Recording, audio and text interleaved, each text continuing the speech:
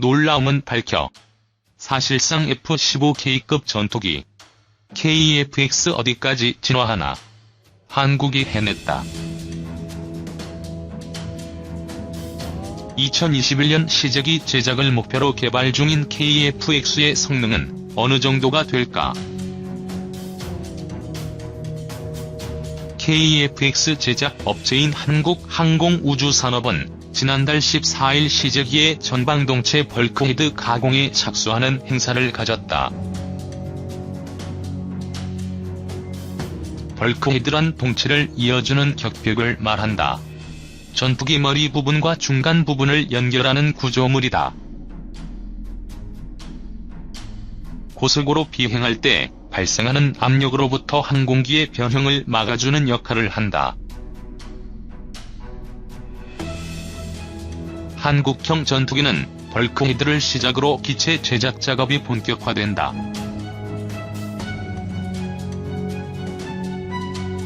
오는 9월까지 전투기 형상 설계의 마지막 단계인 상세 설계 검토를 끝내고 2021년 시제 1호기가 출고된다. 2022년 첫 비행이 예정돼 있다. KF-X는 당초 KF-16을 능가하는 4.5세대 전투기 개발을 목표로 시작했다. 전투기의 세대 분류는 등장 시기와 주요 탑재 무장, 항공 전자장비 특성 등으로 구분한다. 미국산 전투기로 한정하면 F-22, F-35 등 스텔스 성능을 지닌 전투기가 5세대로 분류된다. 4세대급에선 현재 우리 공군의 주력 전투기인 F-15K가 최강으로 꼽힌다. F-15K를 하이급 KF-16을 미들급 4세대 전투기로 부른다. 군사 전문가들은 KF-X의 성능이 F-15K급이 될 것이라고 예상한다. 전투기의 대표적 핵심 기술인 레이더와 항전장비 기술이 진화하고 있고 국내 기술로 개발 중인 이들 장비에 개량된 기술이 적용되기 때문이다. KF-X 사업 주관 부서인 방위사업청과 한국항공우주산업에 따르면 공대공, 공대지 표적을 탐지, 추적하는 AESA 레이더는 지난해 5월 기본 설계 과정을 통과해 현재 상세 설계 단계로 진입했다. 오는 5월 상세 설계 과정을 완료하고 2020년 하반기 제품을 출고할 예정이다. 능동전자주사 위상 배열로 번역되는 AESA 레이더는 기계식보다 훨씬 많은 목표물을 추적한다. 손가락 크기 정도의 모듈이 1000개 남짓 박혀있는데 이 모듈이 잠자리의 흰눈처럼 각각의 목표물을 추적한다. F-22와 F-35에도 미국에서 개발한 AESA 레이더가 장착돼 있다. 우리 공군의 F-15K, KF-16 레이더는 기계식이다. AESA 기술은 미국이 기술 이전을 거부해 국내 기술로 개발이 가능한지가 논란거리였다. 하지만 2017에서 2018년 두 차례 기술 점검을 통해 국내 개발이 가능하다고 결론났다. 방산업계 관계자는 우리나라는 지상용 무기와 함정용 무기 레이더를 개발한 경험을 통해 기술이 축적돼 있다며 한국형 AESA 레이더의 성능이 미국 제품에 비해 결코 뒤지지 않을 것이라고 말했다. 레이더 외의 핵심 항전 장비인 적외선 추적 장비, 전자광학 추적 장비, 통합 전자전 장비 개발도 속수관성형으로 가고 있다.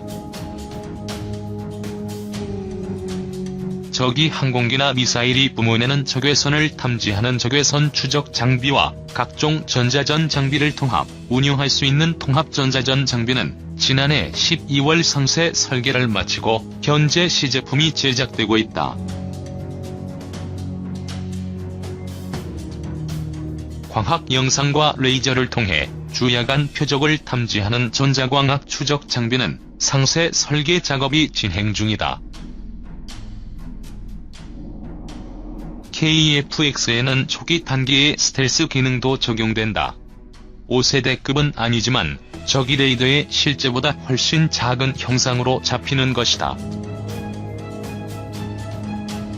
방산업계 관계자는 5세대 전투기는 적기 레이더의 작은 새 모양의 형상으로 보인다면서 현재 공개된 KF-X의 기체 형상을 보면 적 레이더파를 상당 부분 상쇄할 수 있는 구조여서 스텔스 도료 등 관련 기술을 추가로 적용하면 5세대 이하 전투기 가운데 스텔스 성능이 가장 우수할 것이라고 말했다.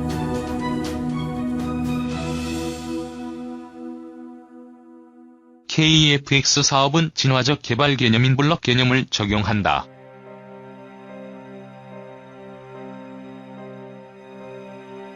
기술 발전 추세에 따라 전투기를 더 나은 성능으로 업그레이드하는 것이다. 기체 형상이나 항전 장비, 스텔스 기능이 추가되면 동북아에서 스텔스 기종을 제외하면 동급 최강 전투기 지위를 누릴 수 있을 것으로 전문가들은 전망한다. 2. 공중 급유기 도입 시 한국 공군력이 3배 증가하는 이유. 공군은 1990년대부터 공중급유기 도입을 장기 발전 계획에 포함시켰으나 여러 차례에 걸쳐서 연기되고 지연되면서 2014년이 되어서야 정식으로 합동참모본부에서 타당성 검토를 거쳐서 사업화가 되었습니다.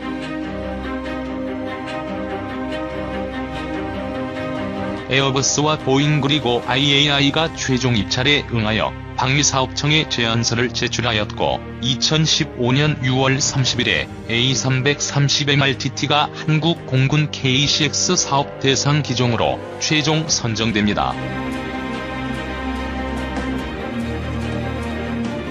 A330MRTT는 이미 영국과 호주, UAE, 사우디아라비아에서 운용 중이며 프랑스와 싱가포르, 그리고 네덜란드 등이 발주를 한 공중급유기로 이미 넓게 시장이 확보된 상태이기 때문에 안정적인 장기 운용 유지와 업그레이드 프로그램 소유 창출이 가능한 기반이 마련되어 있습니다.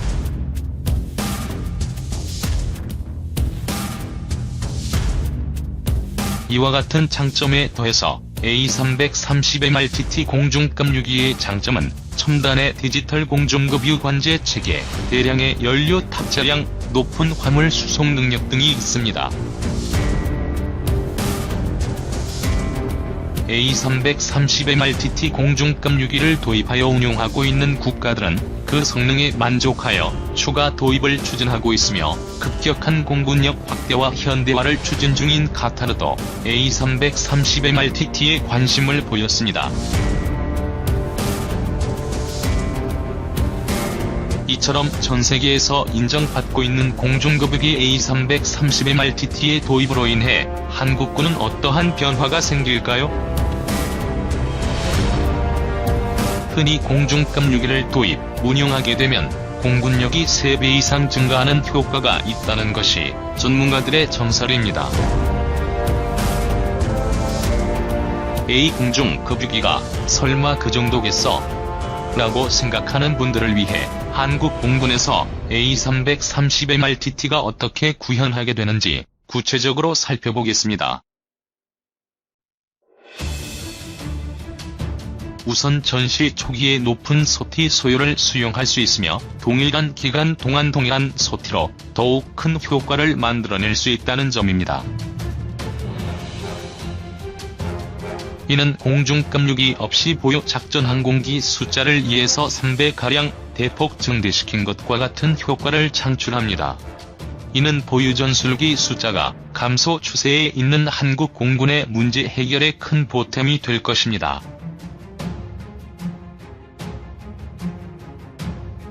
KF-16, F-16PB와 같은 항공기들은 한계 초계 구역을 지속적으로 방어하기 위해 소요되는 소티 규모가 매우 큽니다.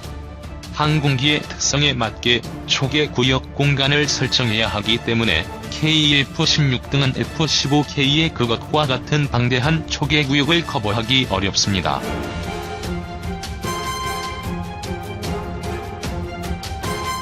F-15K에게 할당되는 규모의 초계 공간을 F-16으로 방어하려면 F-16의 초계 제공과 교전에 소모할 수 있는 연료의 부족으로 인해 전술 구사와 생존성에 큰 제약을 받게 됩니다.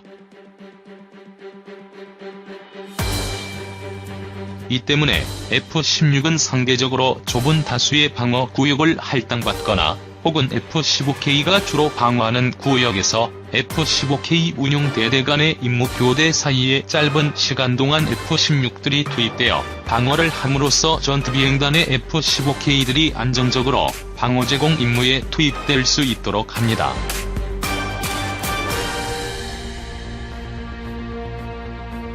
자칫 잘못하면 가용 세력 부족 문제에 직면할 수 있고, 이는 적군의 방공망 제압에 소요되는 기간을 길어지게 만드는 치명적인 약점으로 작용됩니다. 이 문제는 A330MRTT 공중급유기의 도입으로 F-16 전투기의 제공 시간을 증대함으로써 해결할 수 있습니다. F-16 전투기가 각 방어구역에서 제공하는 시간을 공중급유기가 대폭 증가시킴으로써 지속적인 방어 제공 임무 수행을 위해 필요로 하는 소티 소요를 격감시키게 되기 때문입니다.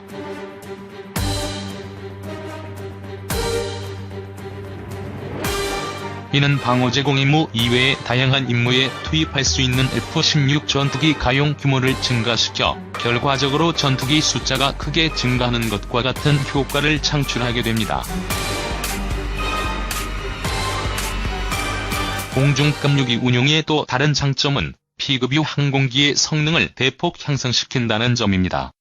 F-15K는 흔히 10톤 이상의 무장 탑재력을 보유한 항공기로 언급됩니다. 그러나 내부 연료 탱크와 CFT-2의 연료를 만재하고 보조 연료 탱크 3기를 탑재한 상태에서 CFT의 인보드 파일런에 2000파운드급 공대지 유도무기를 탑재한 상태에서 타겟팅 포드와 자체 방어용 공대공 미사일 4기까지 탑재하면 F-15K의 최대 이륙重量인 81,000파운드에 육박하게 됩니다.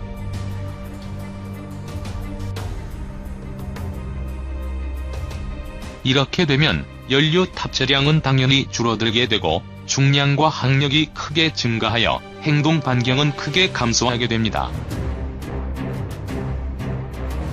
아울러 작전 공역에서 F-15K가 소모할 수 있는 연료 여유가 크게 감소함에 따라 항공기의 생존성도 크게 떨어지게 됩니다. A330MRTT는 이 문제를 해결함으로써 F-15K의 작전 능력을 향상시킬 수 있습니다.